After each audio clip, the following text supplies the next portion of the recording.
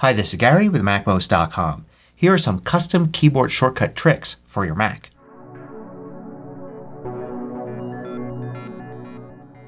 MACMOST is brought to you thanks to a great group of more than 1,000 supporters. Go to MACMOST.com/Patreon. There you could read more about the Patreon campaign, join us, and get exclusive content and course discounts. So in a previous video I showed you how to create custom keyboard shortcuts on your Mac. Here are some additional tricks for using custom keyboard shortcuts. So first, it seems like you always need to press at least two keys to use a custom shortcut. For instance, you could do Command and then a letter or a number, or more likely something like Command Option or Command Shift and a letter or number. But you can actually create a custom keyboard shortcut for a single key. For instance, you can use the F keys on top of your keyboard. F1, F2, F3, and so on. To do this, first you need to set things up right. So go to System Settings and then go down here to Keyboard and then click on Keyboard Shortcuts. Now you're going to want to look for the Function Keys entry here on the left. Select that and then make sure this switch is turned on.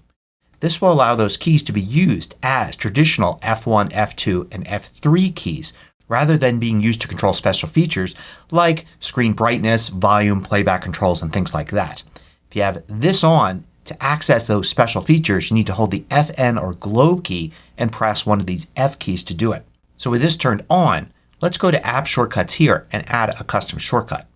I'm going to click the plus button to add a shortcut and I'm going to create a shortcut for Pages just as an example. Now in Pages, under Insert, you've got the ability to insert items like say a text box. So we want to assign a keyboard shortcut to text box. We need to remember the exact way the menu item looks. So two words, capital T, capital B. So we'll type that in here. Now we want to assign the shortcut. We're going to use F1 for this. So I'm just going to press the F1 key. And notice how it accepts it just fine. No need for Command, Option, Control, or Shift. Although we could do those. We could do Command F1 or Option F1 and set that as a shortcut as well. But the goal here is to just have one key to press.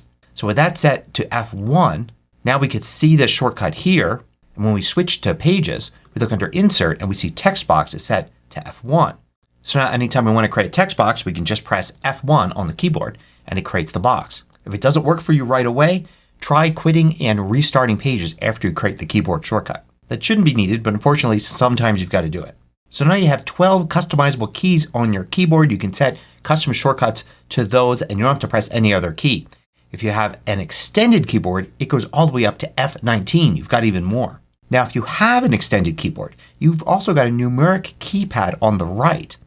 The numeric keypad, those numbers, while they type numbers just like the keys at the top of your keyboard, they're actually separate keys. And sometimes you can use those as keyboard shortcuts as well. So for instance let's go to Launchpad and Dock up here. And there's Show Launchpad. I've got nothing set to that.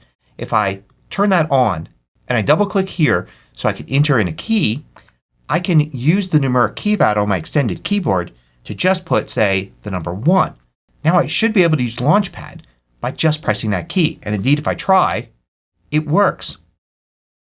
But if I use the number 1 in the row at the top of the keyboard, it doesn't do it. It recognizes that that's a separate key and it won't trigger the shortcut. Now if I'm in Pages and I'm typing and I press, say, the number 1, it's going to work. But note if I press 2, you see it types number 2. So my keyboard shortcut is overriding the text input. Pressing 1 or 2 at the top of the keyboard, those just enter the numbers. It's only the numeric keypad where I've changed number 1 to Show Launchpad. Let's turn this off here and instead try to create a custom keyboard shortcut, say for adding that text box. I'm going to double click here and I'm going to change that to the keypad number 1. Now this should only work in Pages and it should create a text box. But in fact it doesn't. If I press 1 you can see it just types the number 1. It doesn't activate the keyboard shortcut. So it's not quite clear what conditions need to be met for the keypad keys to trigger shortcuts. So bottom line is if you want to use the keypad keys as shortcuts then you're going to have to experiment. Try it out. See where it works. See where it doesn't and adjust. Now of course you can create custom keyboard shortcuts for anything that you see in the menus. That even includes dynamic items. So for instance in Safari under Bookmarks I see all my bookmarks here. And I can see things that I've added. These are dynamic. Obviously there's no standard menu item in Safari for this, but I can still assign a keyboard shortcut to it. So remember this exact name here, and let's now add it. I'm going to click the plus button. I'm going to add this for Safari only, and I'm going to type the menu item exactly as it appears. Let's go ahead and use F2. I'll click Done, and now you can see it's added. In Safari, if we look under Bookmarks, we can see it's there. So now anytime I'm in Safari, I can press F2 and it will jump to that page. Now you can set shortcuts for items that you don't even see in the menus here. They're hidden. For instance, under File in most apps, you won't see Save As. It's been years since Save As has been included as a standard menu item. Instead you'll see Duplicate. But if you hold down the Option key, Duplicate changes to Save As. We can add a keyboard shortcut for Save As. There's already one there. It's in fact the same one as Duplicate, just adding the Option key, which makes sense because the Option key is what reveals the shortcut. But a few interesting things happen if we assign a custom shortcut to Save As. So let's add with the plus button, set this for just Pages, but we could set it for all apps. In fact, let's do that. So we need to type the menu item exactly as we saw it before, including the 3 dots. And then we'll set the keyboard shortcut here. We're going to do Shift Command S. Now Shift Command S was the keyboard shortcut for Duplicate, but we're going to use it here. So this will override Duplicate. So now that we've got this here, we go back to Pages and there are a few things that have happened. First is Save As is now a regular part of the menu. You don't need to use the Option key to bring it up. Even if you're not going to use the keyboard shortcut, it's easier to find it. Also, since we use Shift Command S, that replaced the keyboard shortcut for Duplicate. So Duplicate no longer has a keyboard shortcut, which may be great if you just don't use that function at all. So now we can use Shift Command S and we're doing a Save As. And note that here in Text Edit we have the same thing going on since the menu works the same way and we chose all applications when setting up the keyboard shortcut. Now when creating keyboard shortcuts, you're always in an app, like here I am in Finder, and you set a keyboard shortcut for a menu item that's listed. But you can also do it for the Apple menu. The Apple menu has some items here with keyboard shortcuts already, like lock screen, but it has others that don't have them. There are often other ways to use the keyboard to put your Mac to sleep, but let's say you wanted to set your own custom keyboard shortcut for sleep. Then leave it at all applications and then put the menu title as sleep, and let's do the keyboard shortcut of Option Command Down and done. Now if I look here you can see I've got a keyboard shortcut for sleep and I can do it for the other items here as well. Now often I'm asked, is there a way to do a keyboard shortcut to launch an app? And there is. You can simply use the Shortcuts app to do this. So I'm going to launch Shortcuts here and I'm going to create a new shortcut, and pretty much the simplest shortcut you can make is something that launches an app. So we search for Open App, which is a simple action here. We can add Open and we can choose the app we want to add. Let's do something like Calculator and add that. And that's all the shortcut's going to do. We'll change its name to Launch Calculator and then we'll click on the Info button at the top right. Now if we click the Add Keyboard Shortcut button here, then it will automatically check uses a quick action, put in the Services menu, and then we can enter a keyboard shortcut. Let's use Command and then equals for this. So now that we've got that, let's give it a try. I'll quit Shortcuts here and I'll use Command equals and you can see it launches Calculator.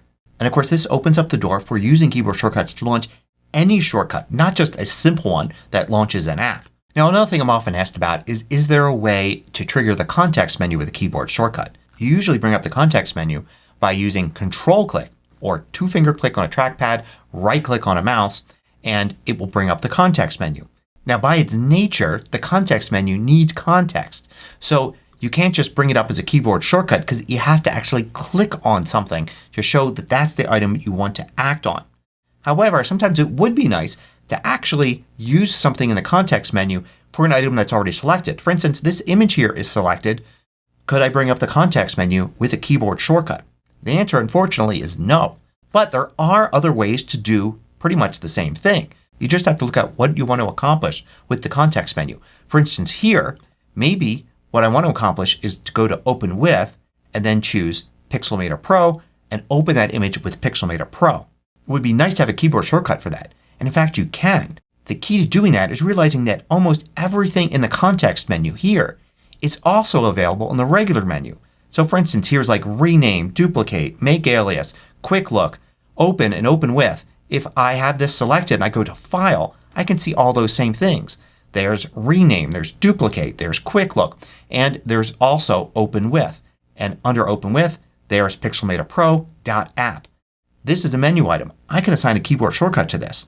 So let's add that new keyboard shortcut. I'll click here. I'll set the application to the Finder since that's the only case where we'll be using this. And the menu title is exactly what we saw. So Pixelmator Pro .app. It doesn't matter what the name of the menu is or the submenu or anything like that. It's just the final item name that we need to know. So we can set a keyboard shortcut for this. Let's say Shift Option Command and then P. And then done. Now here in the Finder we look under File and then Open With. We can see the keyboard shortcut there. So let's give it a try. And see there it opens it up. Now if it doesn't work at first, try using the menu item itself once. And if it still doesn't work, then restart the Finder. One way to restart the Finder is use Command, Option, and then Escape. Select the Finder from the list and then click Relaunch. Now you can also set a custom keyboard shortcut to make a command harder to execute instead of easier. Why would you want to do that? Well, let's say for instance sometimes you find that you accidentally quit an app like say Safari by using Command Q. Maybe that's close to another keyboard shortcut you often use, so you do it by accident. So in Safari, if you look in the Safari menu, quit Safari is Command Q. So back in System Settings we'll use the plus button here. We'll go set it to the application Safari. We'll do the menu title as Quit Safari. And we'll do a keyboard shortcut a little bit harder. We'll do Control Command Q. And then done. Now back in Safari we see that the keyboard shortcut for quit is Control Command Q. A little harder to execute. We can now do Command Q as much as we want and it won't quit Safari. Unfortunately you can't do it for all apps because in another app like Pages the menu item here is Quit Pages. Not Quit Safari of course and not just quit. That won't work. Now another way to do this is to reassign Command Q to something else. Maybe something like About. So let's remove this change to Quit Safari here and instead add for Safari Command Q for About Safari. And now if we look in the menu here we see Command Q is About Safari and Quit Safari has nothing as a keyboard shortcut. So if I accidentally trigger Command Q I just get the About box. And when you do want to quit Safari, which might be rare since you might be using it all the time anyway, you can still go to the Safari menu and choose Quit Safari. So I hope you found these keyboard shortcut tricks useful. Thanks for watching. If you liked this video, click the thumbs up button below to let me know. I publish new tutorials each weekday. Hit the subscribe button so you don't miss out.